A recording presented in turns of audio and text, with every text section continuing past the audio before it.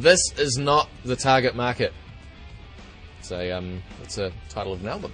It's the title of the new album by Steriogram. We're sitting here, or rather they're sitting, I'm standing, Brad and Tyson. How you doing, fellas? I'm really good, thanks, mate. Oh, yeah, it's good to be back down the tracks again, you know, back to the roots, you know, back where it all started. Kicking it trackside. Yep. Now, let's talk about the new album. That's why we're here. This is not the target market. I think I know why it's called that, but why don't you tell us? No, I think our band is, we've been together for 7 years now, and we've never really found a place that we fit into, market-wise, you know, like everyone always says, oh, you're not really suitable for this market, or whatever, so we kind of thought, hey, we'll just call our album that name or something, you know. So, and it's just kind of, we don't really care anymore, you know, we're just going to make our music and do it the way we do it, and, you know, people turn up to the show, so that's the main thing, you know. Yeah. Excellent. It's been a wee while between drinks, the Steriogram. Last album, Schmack, was 2002? Yeah, I guess so. We recorded in 2002. We recorded Schmack in 2003 at the start, and it came out a year later in 2004. So we toured it for a year before it came out, and I don't know why, but we did. That was in the US, and then yeah, so yeah, it's definitely like 3 years since the last one, and it's just really refreshing to have some new songs that we can go and tour again, and especially like with this album, we produced it ourselves actually, and so we really did it how we wanted to do it. We got a really cool engineer, this guy Steve, to pretty much get all the sounds we wanted. But yeah, just to have that kind of control was awesome, man. You know? Yeah.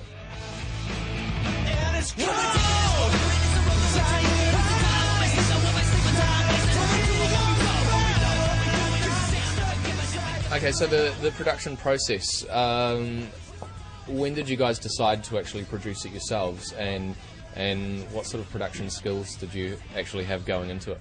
Oh, I think we started off doing heaps of demos ourselves. We got a place up in Kerry, and we sort of just got our own gear, and we started writing the songs and sort of trying our best to record them with our own gear and stuff. And it just sort of made sense because we're all pretty opinionated as a band, like individually, and we like sort of arguing and fighting about songs and stuff. So to pull another guy in there, you know, with the producer and stuff is always really kind of strange. So I think we've tried that once. We just wanted to try what it was like, you know, to sort of do it our own, and we're stoked. You know, it's sort of, we can't blame anyone except ourselves for the album, you know, which is a cool thing. You know, it's just totally us, and we're stoked. Yeah. One thing that I've always wondered, how the two of you go about writing the songs, because you're both obviously having to work so closely together, but at the same time sort of putting your own ideas in there. How do you go about writing? It's pretty weird. Eh? We haven't figured it out yet. We kind of it just happens and comes together. Sometimes the thing is, sometimes it really fails miserably when we both try to come together, and it's just two different ideas, and it just turns into an abortion. But other times it just clicks. So we kind of we sort of just do our thing and then get together. And sometimes we work real close on some songs, and then sometimes we just totally are by ourselves and then bring it together and it works. And so yeah, we haven't figured out that thing yet. I'm amazed we get away with what we do with running so sort of far apart and pulling it together. Basically, from my end, it just like if we write a song or something that we think we really like, I usually I try and take it as far as I can, but I don't want to kind of I kind of just hum along to it. I don't put any words in it, and just to try and get the vibe of what I'm trying to do through the song, and then give that to Tyson to see if he can if he likes it or not, and if he can kind of get something for himself. Because we've written a lot of songs that just haven't really kind of worked for Tyson to do, or for us to do together. So but for example, the new song "Just Like You" is a song I think we just had the music, and then I think Tyson was in LA, and I emailed it to him, and he emailed me straight back. He goes, "Hey, this is wicked," and I think he just, whatever happened that day in his life, you know, it just worked for him. And it's like, I think I kind of like that whole process that we have for songwriting, because it is random, like different, like all of our band writes, like everyone in the band writes, and it's not like, you know, not one person does everything. It's like really kind of a real team effort. And like even in the studio, like, we were cutting stuff up and going, like if I'd change something, I'd get everyone in, okay, you guys cool with this, you know, like is everyone cool? And someone might go, oh no, let's change this a bit. And so that was kind of it was a real kind of team effort, you know. And so now we've got 10, we recorded 20 songs, and we stuck with 10, you know, that we really like. And there was not really any arguments choosing the final 10, because we were all pretty much in the same space, you know. So amazingly, yeah, that's what I thought was the hardest thing. We wrote 40 songs and then and demoed them, brought 20 to the studio, and then cut it down to 10. So I was thinking for sure that trying to get that final 10 was going to be a big, like World War III for Steriogram. But everyone was just like, everyone agreed and it was cool, which is like probably the first time ever. for us, which was new.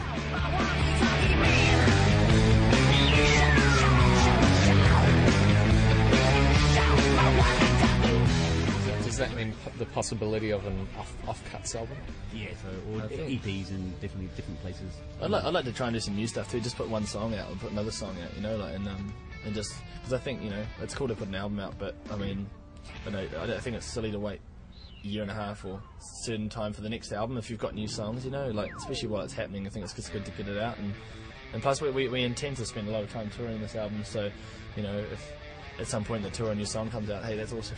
So we'll see how it goes. We've started our own record label now, and that's been a really kind of cool process in the sense that we've got pretty much complete control over what's happening, and we've still got access to all the people that were supporting Steriogram in the first album. So it's kind of exciting time just to be able to go back, and we're going to go back to America next year and visit as many of the cities and towns that we played in. I think we played in most all of them, I think. Philadelphia, I think, was the only place that I always wanted to go. We never went to. We did about almost 300 shows, so we did a lot of touring, and with like MySpace every day. We're like, when are you coming back? When are you coming back? So I mean, it's not super big there, but it's definitely a good start. You know, something that we want to go and try and build on. Just have another chance. It's just worth having another shot, you know. Yeah. And so we'll see how this new album goes, and we're just gonna go along for the ride and have fun, you know.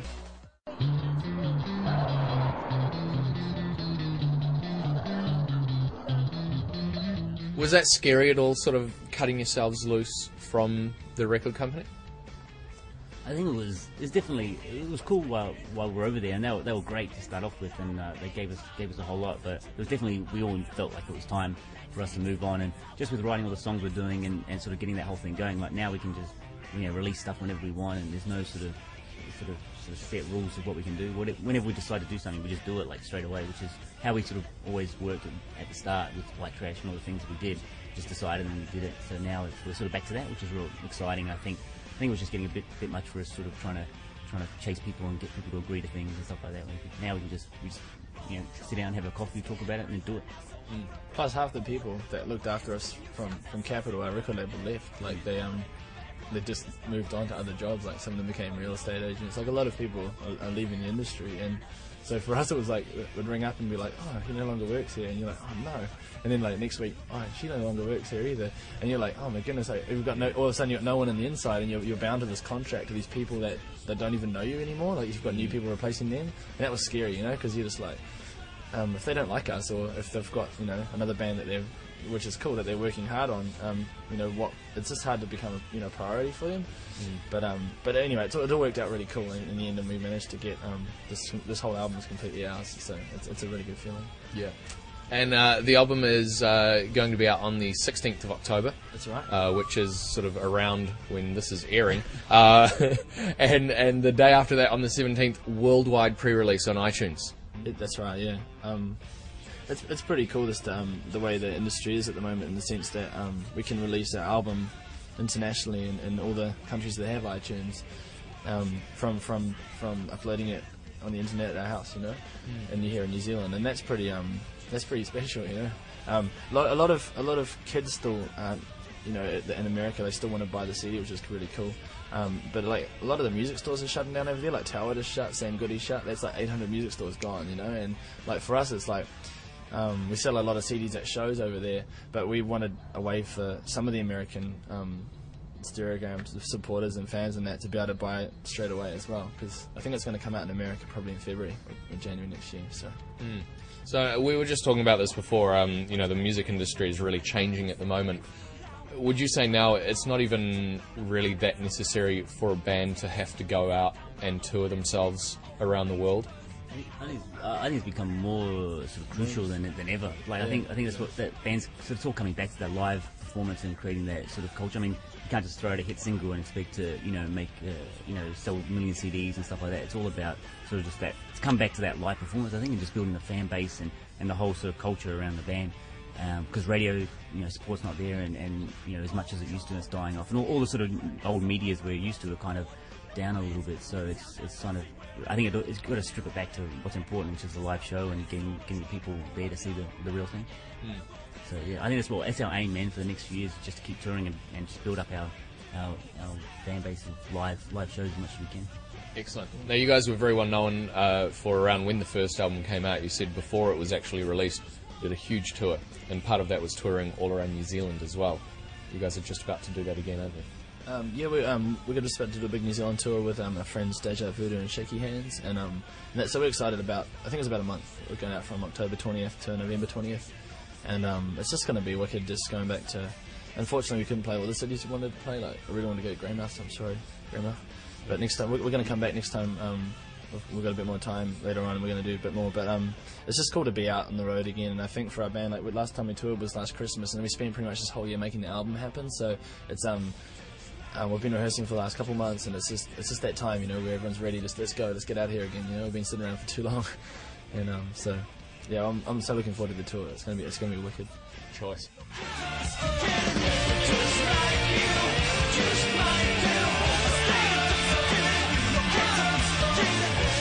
Okay, the first single off it, Just Like You. You're just telling me shot out in Henderson. Yeah. Sure, shot out in Henderson. Yeah, the caravan, the warehouse. It kind of felt like White Trash again. All back to the start. White Trash too. So we just got out of our deal, so it was just on our own. And last time was out west, sorry, in the factory, and it's just the same sort of vibe, you know, real low budget, and just trying to make it. Just a cool idea, just trying to make it happen. So it sort of felt like us against the world again, which was cool. And Adam Jones, the director, is amazing. And the first video I did was White Trash, but now he's come along. He's a director superstar. But it was good he came back and helped us out, and he's such a good dude. Brilliant. I was just checking out some press shots of you guys yesterday, and you guys have all grown up a lot. You're looking very fresh-faced in some of those shots. That was another downside to having a major record label. Like, they did some press shots for us, like at the start of 2003, and I mean we'd kind of just got to America, and we I don't know, we were having a pretty crazy day. Maybe we had too much Red Bull that day, and anyway, a little intimidated as well by the whole big situation. We had like some really famous photographer or something doing shots, and so we were a bit, you know, out of our league there. And but anyway, some of those photos are quite embarrassing. And in every country we went to, like I remember turning up in France, and we finally, like, this is like almost a year and a half after the album's out. There's a big photo again behind us. It's like a 6-foot photo of that photo on the beach in Venice. And I'm so embarrassed by that photo. But like, hey, Bo, how you doing? Yeah, you know, and then, we're like, kids from New Zealand, yeah, mate. But so it's not that, I don't know, like, I mean, yeah, it probably looks like we're growing up, but I guess it's just that we wanted to put more photos out while it was happening. But you know, they pretty much have their stock photo for the next 3 years, and that was it. So hey, that's all right, man. Excellent. Well, this is the real Stereogram now. So for now, until next time, we'll be completely different again. Probably we'll go back to being pretty boys or something. Yeah. Choice. Well, let's check out Just Like You. We've been talking to Brad and Tyson from Steriogram here on NZOWN.